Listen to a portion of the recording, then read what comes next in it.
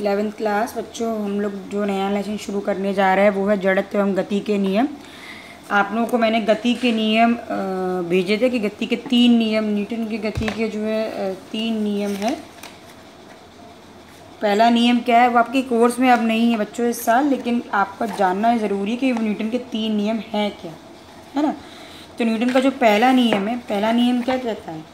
पहला नियम ये कहता है कि किसी वस्तु की अवस्था में तब तक कोई परिवर्तन नहीं होता। अगर कोई वस्तु विराम की अवस्था में है तो विराम की अवस्था में ही रहेगी, और गति की अवस्था में वो तो गति की अवस्था में ही रहेगी जब तक कि उस पर कोई बाह्य बल ना लगाया जाए। जब तक किसी वस्तु पर बाह्य बल नहीं लगाया जाएगा तब तक उसकी अवस्था में कोई परिवर्तन नहीं होगा।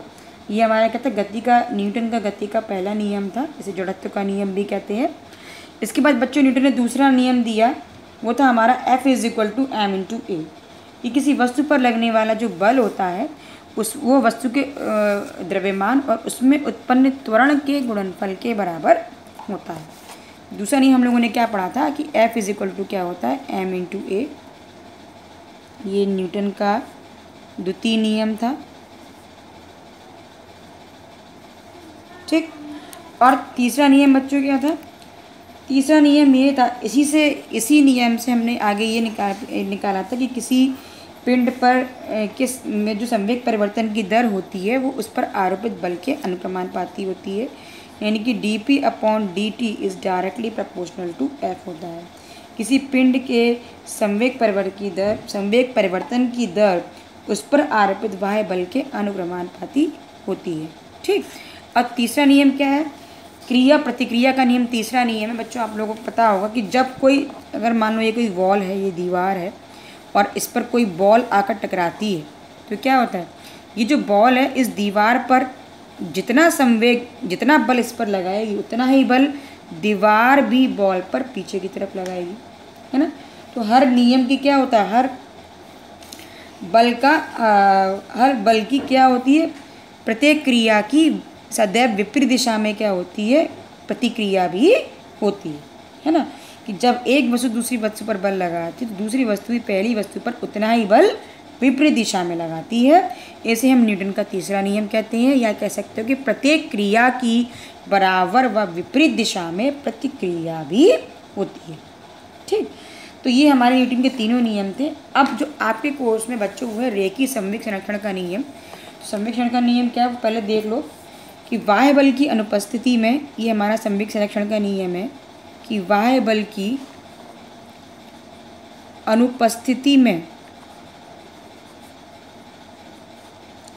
किसी निकाय का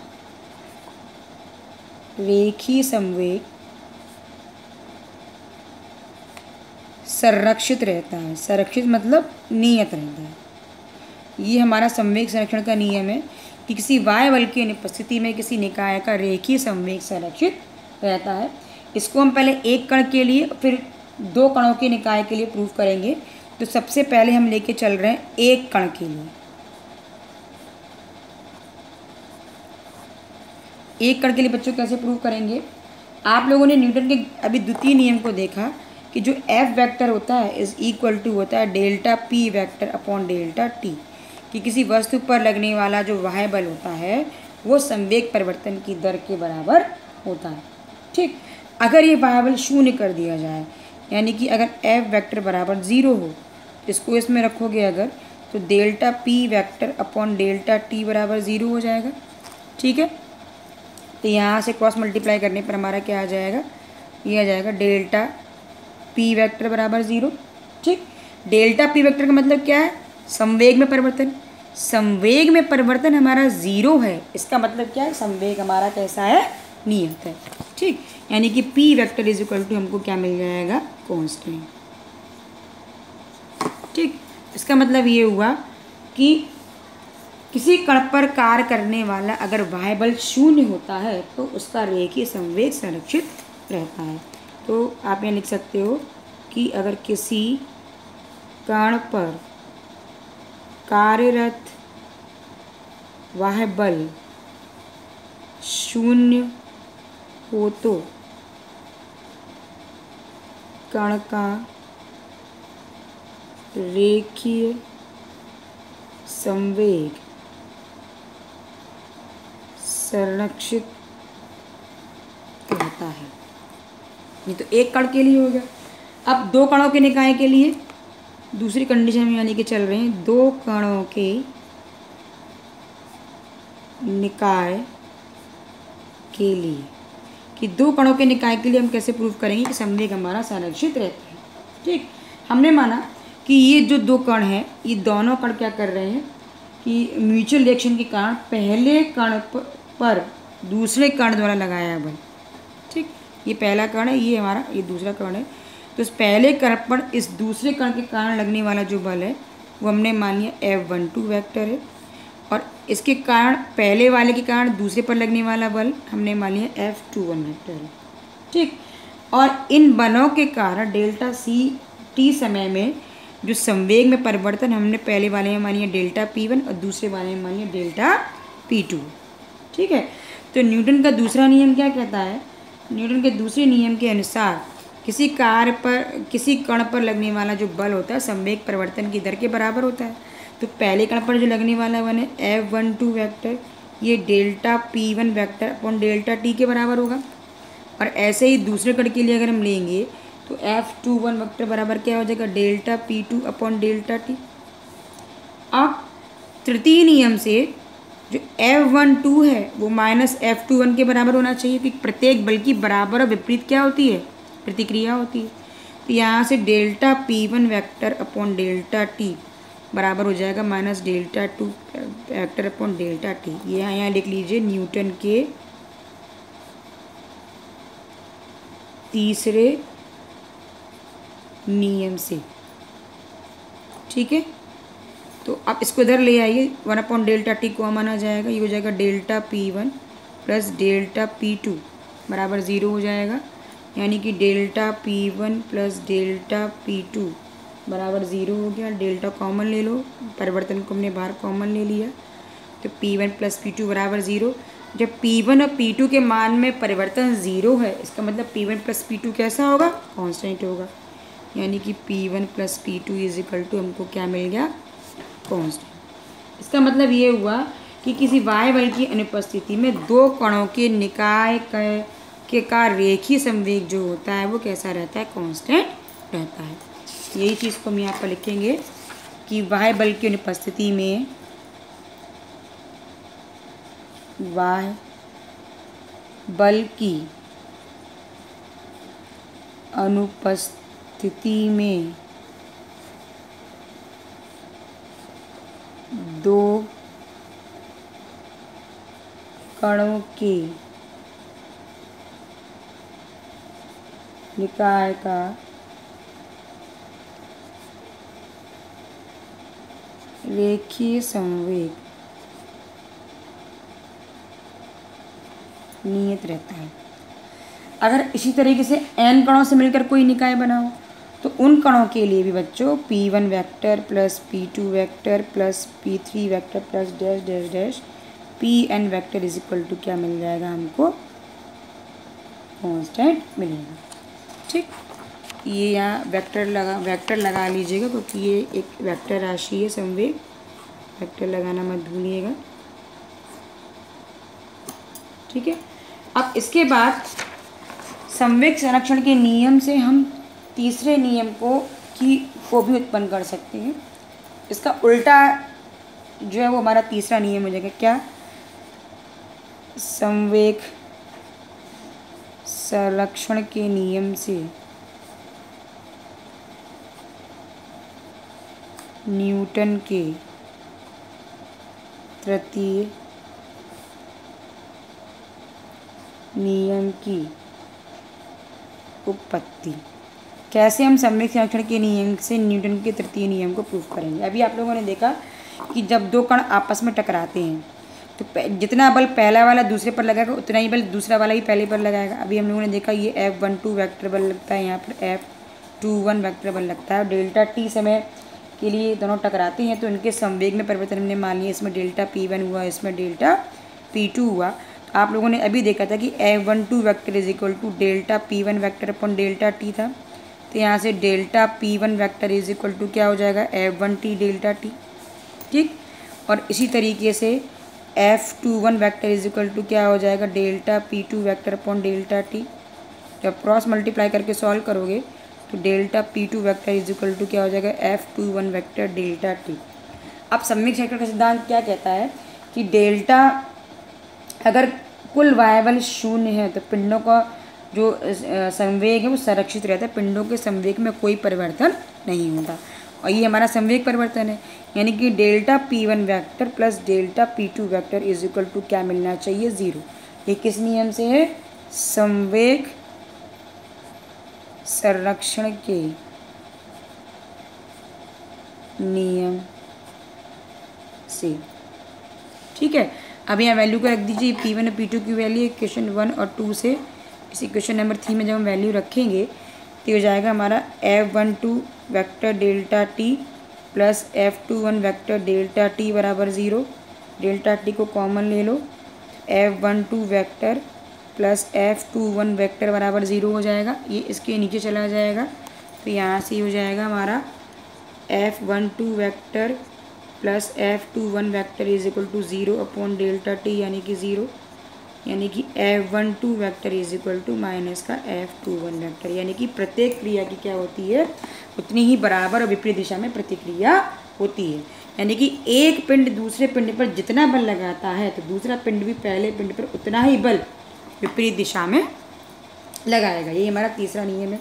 अब इसके कुछ एग्जाम्पल्स बच्चों आप लोगों ने देखा होगा कि जब बंदूक से गोली चलाई जाती है तो कंधे के सहारे उसको लगाकर लगाया जाता है, क्योंकि जब बंदूक से गोली छूटती है तो क्या होता है कि संवेग में परिवर्तन होता है। तो जितने वेग से गोली आगे की तरफ बढ़ती है उतना ही वेग वो बंदूक पर पीछे की तरफ भी लगाती है, इसलिए जो बंदूक होती है वो क्या होती है, हमारे कंधे से आकर टकरा जाती है। आप लोगों ने रॉकेट देखा है, जब रॉकेट में क्या होता है, कई सारे इसके वो होते हैं, कई सारे इसके कक्ष होते हैं, या ये नोज़ल होता है जहाँ पर आपका सैटेलाइट रखा जाता है। तो जो आपका दहन कक्ष होता है, जब इसमें ईंधन जल जाता है तो गैसेस क्या होती हैं, बहुत ज़्यादा प्रेशर से क्या होती है, नीचे की तरफ निकलती हैं।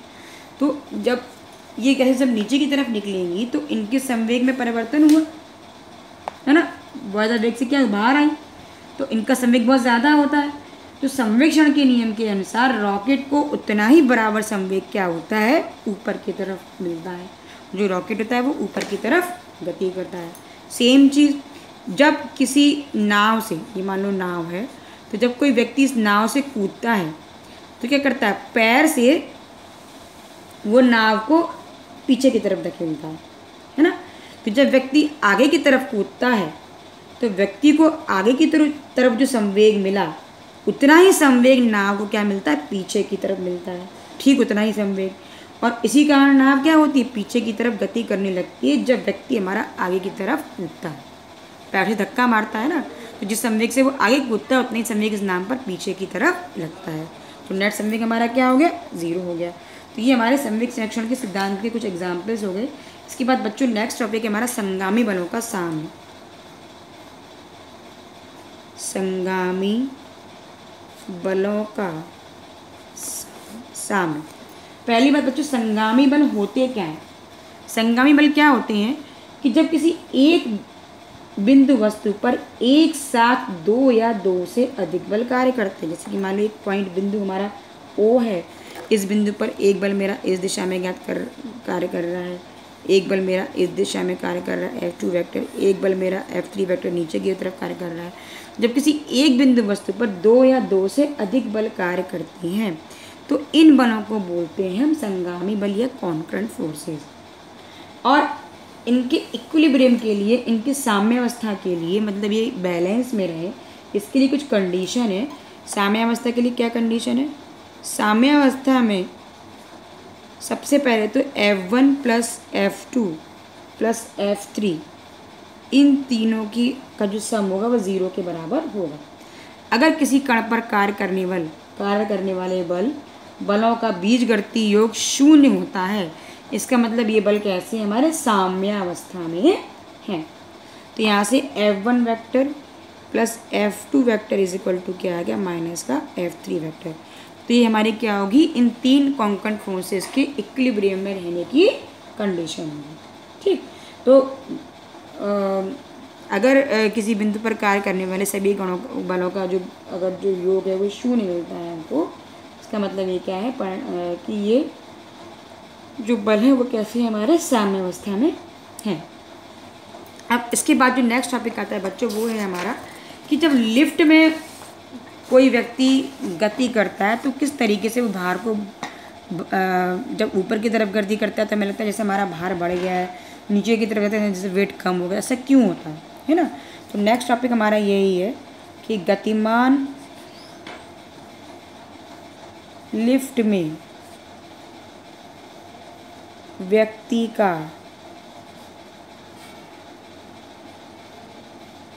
आभासी भार।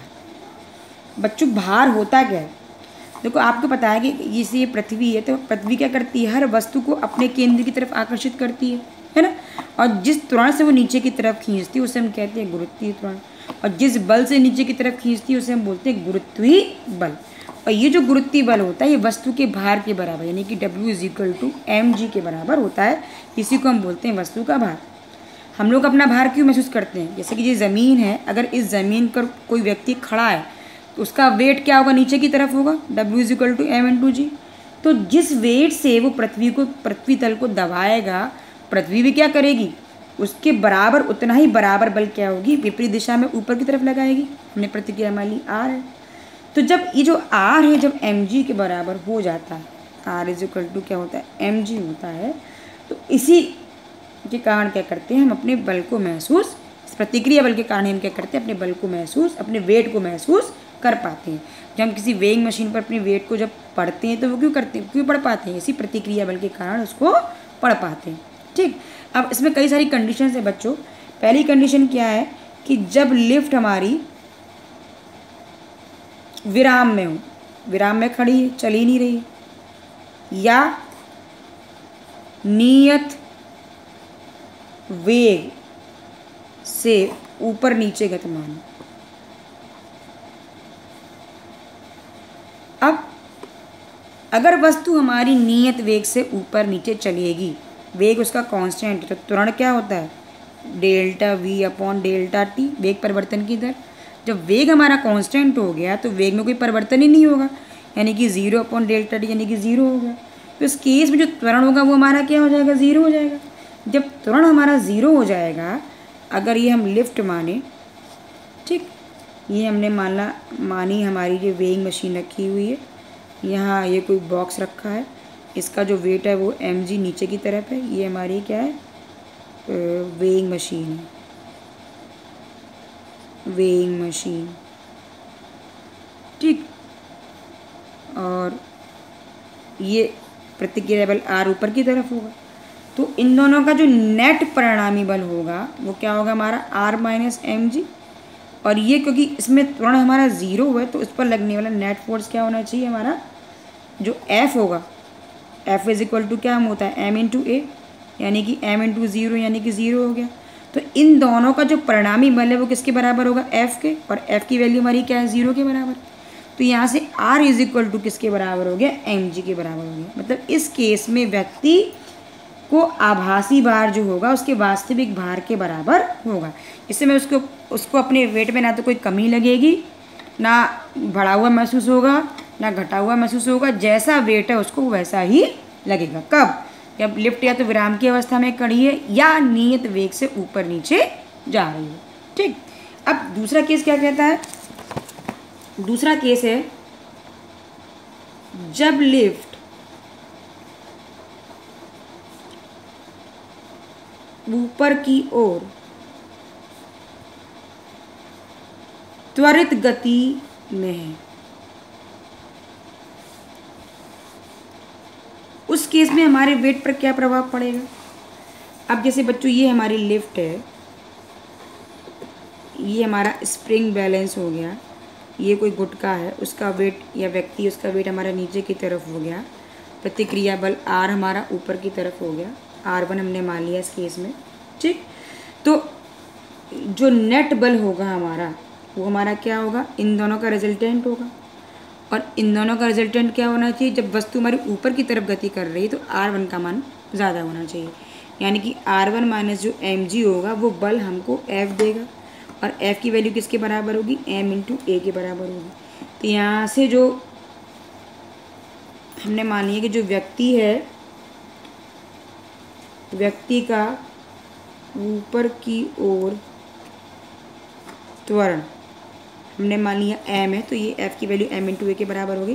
तो R1 बराबर क्या हो जाएगा, mg, इसको इधर ले आएंगे, प्लस ma, m को कॉमन ले लो तो हमको क्या मिल गया, g प्लस ए। तो आप देख सकते हो बच्चों कि यहाँ जो R1 का मान है वो mg से बड़ा है। तो ये क्या है, आभासी भार है। इसका मतलब जो आभासी भार है वो इसके वास्तविक भार से ज़्यादा है। और कितना ज़्यादा है, m इंटू ए टाइम्स, ये इतने टाइम्स हमारा ज़्यादा है। तो इसीलिए जब लिफ्ट हमारी त्वरित गति से ऊपर की तरफ जाती है तो हमें अपना वेट जो है बढ़ा हुआ महसूस प्रतीत होता है। अब तीसरा केस क्या है बच्चों, कि जब लिफ्ट त्वरित गति से, जब लिफ्ट त्वरित गति से नीचे की ओर आती है तब क्या होगा, फिर से वही चीज़, ये हमारी हमने मान ली लिफ्ट है, ये हमने स्प्रिंग बैलेंस रखा, ये हमने गुटका रखा, ठीक। अब इसका वेट जो है mg नीचे की तरफ हो गया, जो रिएक्शन प्रतिक्रिया पर हमने मान लिया R2 है। अब क्योंकि ये नीचे की तरफ जा रही है तो जो त्वरण होगा ए हमारा नीचे की तरफ होगा। जब त्वरण हमारा नीचे की तरफ होगा इसका मतलब ये हुआ कि mg का मान R2 से ज़्यादा होना चाहिए, तभी हमको त्वरण नीचे की तरफ मिलेगा। भाई जब ये वेट इन दोनों का रिजल्टेंट होगा वही तो हमको क्या देगा, त्वरण देगा ना। तो mg का मान ज़्यादा होना चाहिए और R2 का मान कम होना चाहिए, यानी कि mg माइनस R2 इन दोनों का रिजल्टेंट हमको क्या देगा, m इंटू ए। तो यहाँ से R2 बराबर क्या हो जाएगा, ये यहाँ आ जाएगा, ये यहाँ आ जाएगा, mg माइनस ए। इस केस में आप देख सकते हैं कि जो R2 का मान है वो mg से कम है, और कितना कम है, ma टाइम्स कम है। मतलब जो आभासी भार है वो वास्तविक भार से कम है। मतलब इस केस में व्यक्ति को अपना भार कैसा होगा, कम प्रतीत होगा। इसमें लिख लो, व्यक्ति को अपना भार बढ़ा हुआ प्रतीत होगा, और जब नीचे की तरफ जाएगी तो व्यक्ति को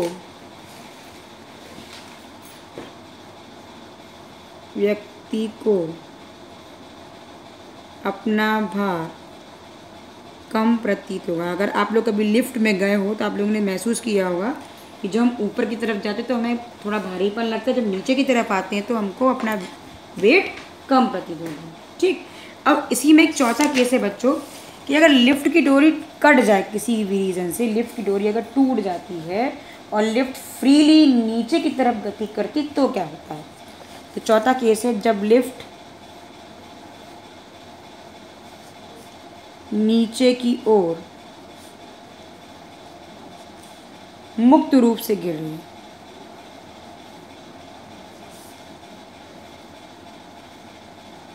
मुक्त रूप से गिर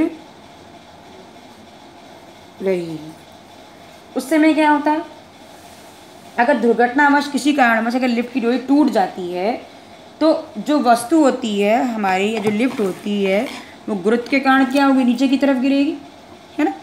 और जब फ्रीली जब वो नीचे की तरफ गिरेगी तो ये है, ये हमारा स्प्रिंग बैलेंस हो गया, फिर से ये वेट होगा, ये mg हमारा भार हो गया, हमने मान लिया। अब प्रतिक्रिया बल हमारा R3 हो गया। अब नीचे की तरफ जब फ्रीली गिरेगी तो a का मान किसके बराबर हो जाएगा, g के, भाई गुरुत्वीय त्वरण के अंतर्गत गिरेगी, ठीक। और आप लोगों ने भी क्या निकाला था कि इन दोनों का जो रिजल्टेंट होता है वो हमको m इंटू ए देता है, बल देता है नीचे की तरफ गति करने के लिए, है ना।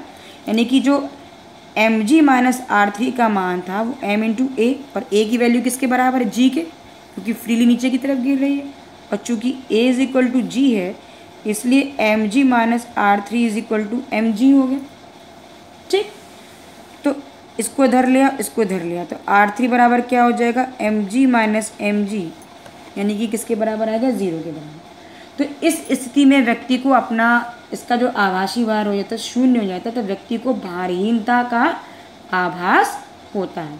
तो इस केस में यदि व्यक्ति जेब से किसी वस्तु या सिक्के आदि को, गुच्छे आदि को निकाल कर अगर उसे फ्रीली छोड़ भी देगा तो वो क्या होगा, ज़मीन पर नीचे की ओर गिरता हुआ प्रतीत ना होकर वायु में उसे क्या होगा, लटका हुआ नजर आएगा। ठीक है, तो वस्तु के समय क्या प्रतीत होता है, व्यक्ति को इसमें भारहीनता की अवस्था का आभास होता है। तो यहाँ लिख सकते हो व्यक्ति का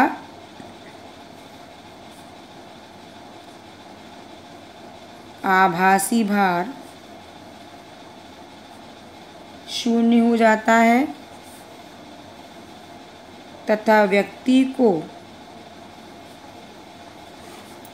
भारहीनता की अवस्था का आभास होता है। ठीक है, तो बच्चों ये हमारे कुछ केसेस थे जिनमें आपने देखा कि क्यों हम लिफ्ट में ऊपर नीचे जाने पर अपने वेट को बढ़ा हुआ या कम महसूस करते हैं, या जब कोई लिफ्ट फ्री नीचे की तरफ गिरती है तो क्यों व्यक्ति को अपना वेट महसूस नहीं होता, क्यों उसे भारहीनता की अवस्था आ जाती है। तो ये लेसन बच्चों आपको यहीं कंप्लीट हो गया। इसके बाद जो नेक्स्ट लेसन हम लोग शुरू करेंगे वो है हमारा घर्षण और घर्षण के प्रकार।